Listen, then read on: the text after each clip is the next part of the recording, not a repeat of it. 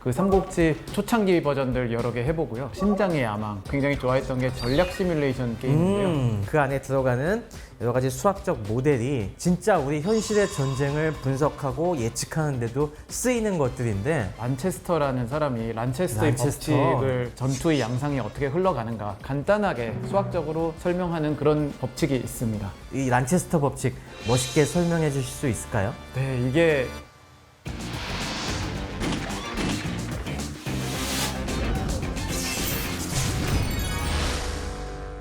신 교수님은 자녀가 지금 몇 학년이죠? 4학년, 6학년입니다. 아, 초등 4, 6. 근데 뭐 저희 애들도 요즘 보면은 공부 안 하고 게임 하느라 엄청 시간 많이 보내고 하는데 혹시 그런 잔소리 안 해보셨어요? 애들이 게임을 많이 하긴 하는데 뭐 보통 적당히 좀 해라 그런 겁니다. 하지 말라고 그러진 않고. 사실 신 교수님도 어렸을 때 게임 많이 하셨죠?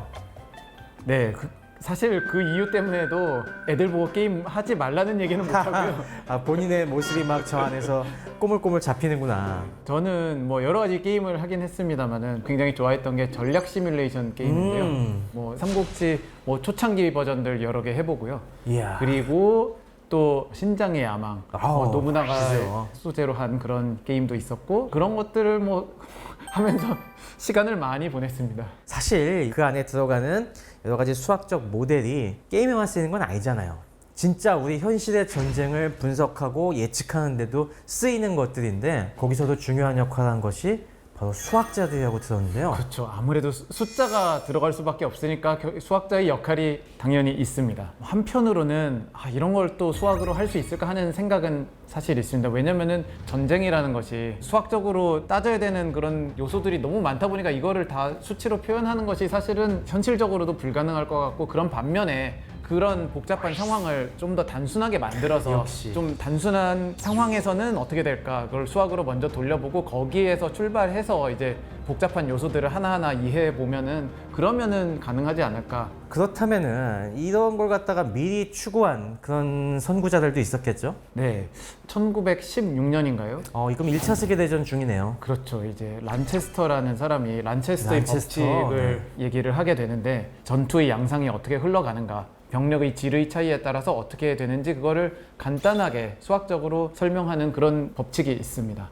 그게 되게 의미 있는 것 같아요. 1차 세계대전 중에 정말 많은 수의 병력들이 부딪혀갖고 큰 희생을 내고 있는 도중에 당연히 수학을 좀 하는 사람이라면은 이 이면에 숨어있는 수학적 법칙을 찾아보겠다, 그런 욕심이 들었을 것 같은데, 자, 신성호 교수님, 그러면 이 란체스터 법칙 멋있게 설명해 주실 수 있을까요? 네, 이게 어떻게 보면은 수학적으로는 단순한 모델이지만은 그래도 어느 정도의 수학을 필요로 하는데요. 제가 구체적인 숫자를 가지고 한번 보여드리면 더 이해가 빠를 거예요. 네. A군이 편의상 100명이 있다고 하고 B군이 200명이 있다고 하죠. 그렇게 해서 싸우면은 양쪽에 100명, 200명이서 딱 전쟁을 시작한 거죠. 그렇죠. 그런데 양쪽 다 훈련도가 똑같고 10%씩 명중을 시킨다 그러면은 B군이 200발을 쐈잖아요. 그런데 명중률이 10%면은 20만큼 피해를 이쪽은 입히겠죠. 20명이 맞겠죠. 그러면은 A군이 입힌 피해는 100발을 쐈는데 10%만큼 피해를 입혔으니까 10만큼 이쪽은 피해를 10명. 입혔겠죠? 그러면은 남은 게 여기는 190명, 여기는 80명이잖아요. 그렇죠. 자, 그러면은 다음번에 또 빠바바방 쏘면은 또 10%만큼 피해를 입히고 여기도 10%만큼 피해를 입히니까 그러면은 벌써 그러게요. 느낌이 오시는 게, 그쵸, 여기서는 18명 없어질 동안에 여기서는 2배가 넘게 사라졌죠? 그러게요. 아까는 1대2였는데 이젠 남는 게 1대3. 네. 점점점 비율이 커지네요. 그렇죠. 그러면은 점점 더 불리해질 거고, 점점 이쪽은 더 빨리 줄어들 거고, 이쪽은 더 천천히 줄어들 거고 그렇겠네요. 하니까 A군이 B군이랑 대등하게 싸우려면 그러면은 네. 얼마나 잘 싸워야 될까? 근데 여기서 잘 싸운다는 게 무슨 의미일까요? 뭐 명중률이 높을수록 잘 싸우는 거라고 볼 수 있잖아요. 명중률이 10%가 그죠. 아니라 네. 20%면은 10%였을 때보다 2배로 잘 싸우는 거라고 얘기할 수 있고요. 명중률이 30%면 3배로 잘 싸우는 거라고 볼 수 있는데, 자, 그러면 그러면 병력 차가 1대2니까 명중률이 2배면은 대등하게 싸울 수 있지 않을까? 그렇게 예상할 수 있잖아요. 그렇죠. 이번에는 그러면 조건을 좀 바꿔서 명중률이 그럼 얘가 뭐라고 할까요? 20%라고 네, 20%라고 하면은 어떤 일이 벌어지나요? 10%만큼 피해를 입혔으니까 얘는 아까처럼 여기는 마이너스 20? 여기는 그대로 똑같은데 여기는 20% 마이너스 피해를 20. 입혔으니까 여기도 네. 마이너스 20이죠. 여기 180명 남고 80명 남고. 한 번 더 반복해 보면은 여기서는 또 10%만큼 피해를 입혔고 여기서는 20%만큼 피해를 입혔는데 이번에는 입히는 피해도 더 줄어드네요. 그쵸? 그러네요. 예. 그러면은 이게 승산이 없죠. 이렇게 되면은 네, 이게 점점 더 불리해지고 있네요. 네. 생각과 달리. 그쵸. 그러면은 얼마나 더 잘 싸워야 이길 수 있을까? A군이 그럼 4배로 잘 싸운다고 한번 생각해 볼게요. 여기는 마이너스 20, 아까 그대로 됐고 여기는 이쪽은 마이너스 40. 40이죠. 그럼 160, 160이 되고 80. 80이 되고 아직 감이 잘 안 올 수도 있으니까 한 번 더 해보면요. 그러면 여기서 또 10%만큼 피해를 줬으니까 16. 여기도 그러면은 128, 64. 한 가지 숫자들의 패턴이 보이실 수 있는데 항상 그러네요. 1대2가 유지되고 1대2, 있죠. 1대2, 1대2 계속 유지가 되네요. 아무리 병력이 줄어들어도 1대2로 계속 이제서야 유지가 돼서 같은 비율로 줄어드네. 네. 그래서 란체스터가 발견한 법칙이 뭐냐면은 병력이 2배가 되면은 병력이 절반인 쪽이 4배로 잘 싸워야 된다는 거죠. 바꿔 말하면 병력이 2배인 쪽이 어떻게 보면 4배의 유리함을 가지고 있다는 얘기예요. 그 그러니까 제곱에 비례해서 유리하다는 거죠.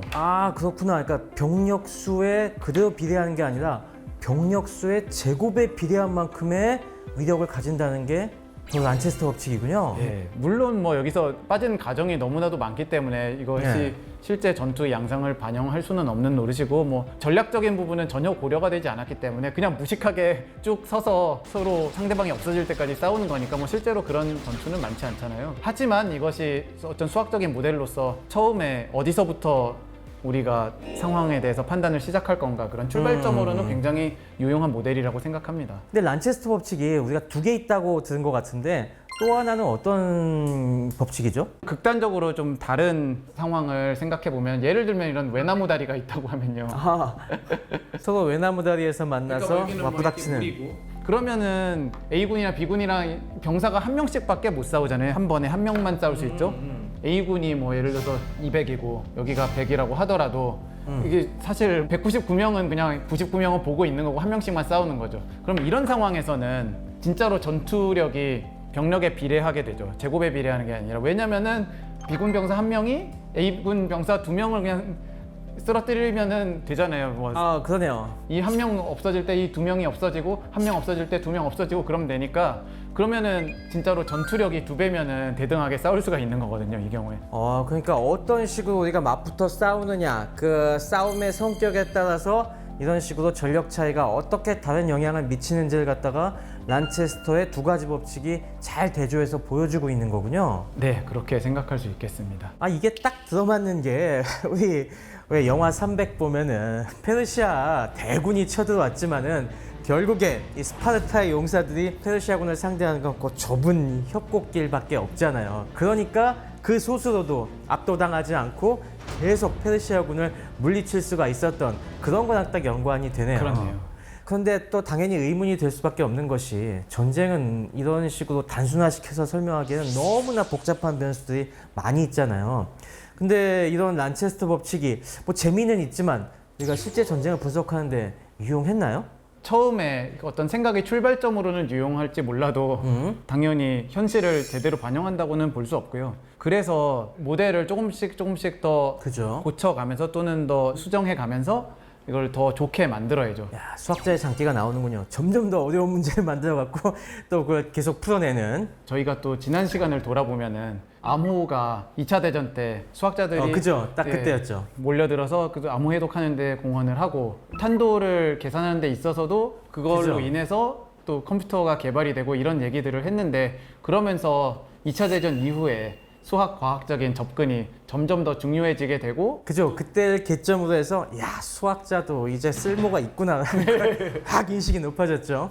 네, 그래서 또 냉전 시대가 있고 했기 때문에 아마도 그 여러 나라들이 수학 과학적인 접근을 좀 더 체계적으로 해보자 그래서 정부에서 지원도 하고 또 연구소를 설립해서 란체스터 법칙 이후에 더 현실에 부합하게 그렇게 만들었다고 하는데요. 그래서 그 대표적인 후원자가 유명한 미국의 국무장관이었던 맥나마라. 네. 맥나마라가 사실 2차 세계대전 때 그런 통계 분석했었거든요. 그래서 본인이 장관이 되니까 그런 연구 좀 더 많이 해봐 이런 식으로 계속 푸시를 했다고 해요. 아무래도 현대전에서는 경험을 해보고서 판단하기에는 너무나도 피해가 크니까 뭐 무기도 예전보다 훨씬 더 강력해지고 해서 우리가 다 피해를 겪어볼 것이 아니라 시뮬레이션을 하는 것이 오히려 더 중요해졌다고 볼 수 있겠는데요.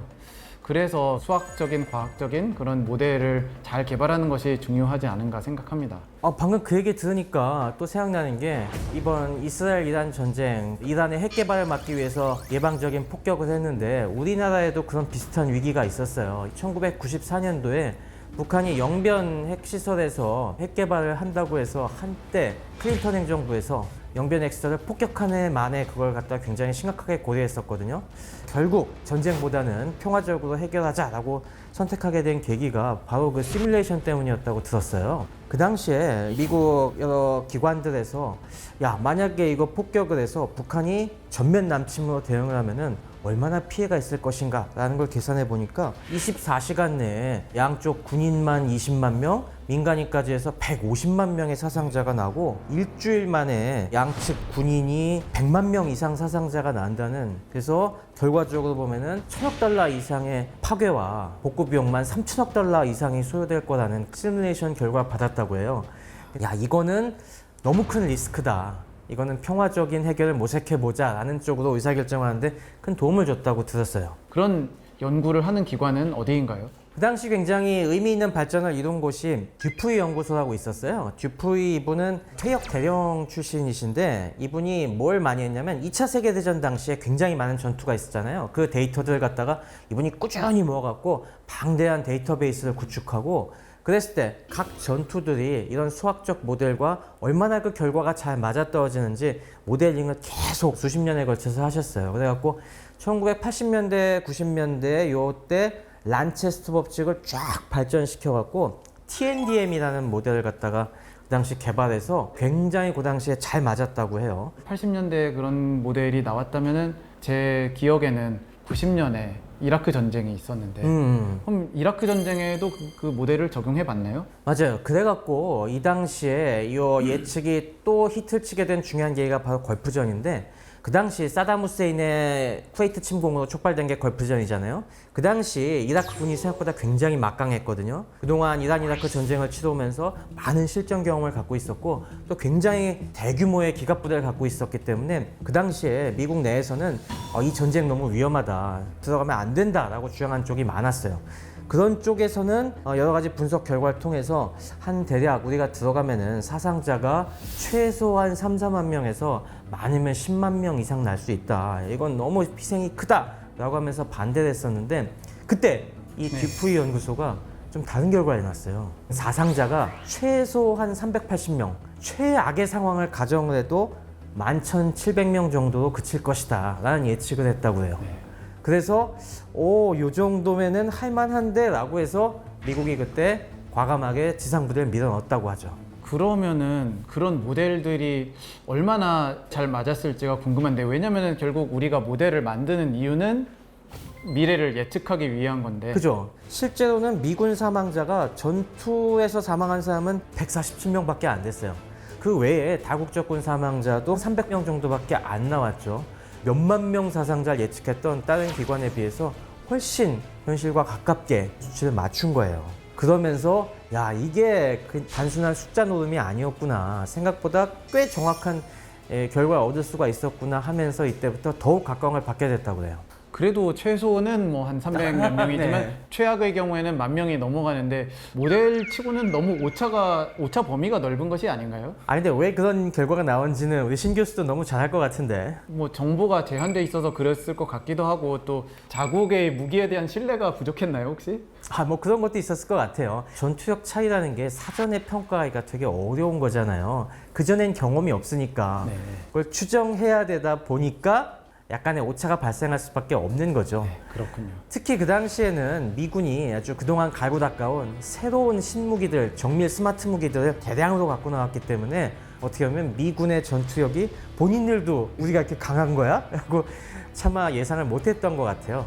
그래서 저는 이 정도면은 수학적 모델들이 꽤 유용하다는 데는 이론의 여지가 없을 것 같은데요. 네, 적어도 우리가 의사 결정을 하는 데 도움을 주기 위한 도구로서는 뭐 사실 아주 정확한 수치를 예측해야 되는 건 또 아니니까 대략적인 양상을 알아보는 데는 굉장히 유용하다고 생각이 듭니다.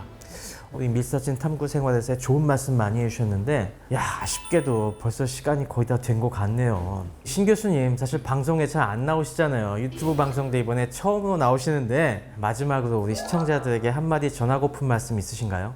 전 국민의 대부분이 수학 때문에 골치 아파하고 별로 좋은 경험들이 없으신데 그래도 제가 조금이라도 수학을 재미있게 느끼시는 데 도움이 됐으면 하는 그런 생각으로 나왔고요. 물론 수학이 어렵기도 하고 골치 아프게 하는 경우도 많지만 그래도 우리 일상생활과 또 전쟁에 있어서도 여러 군데에서 유용하게 쓰이고 있는 만큼 그거를 그냥 예술 작품을 감상할 때 다 이해가 안 돼도 그거를 감상할 수 있는 것처럼 그냥 아 이거 재밌다 이렇게 느껴주실 수만 있어도 저는 감사하겠습니다. 이야 정말 유익한 시간 같이 만들어 주셔서 정말 감사합니다. 네, 감사합니다. 네.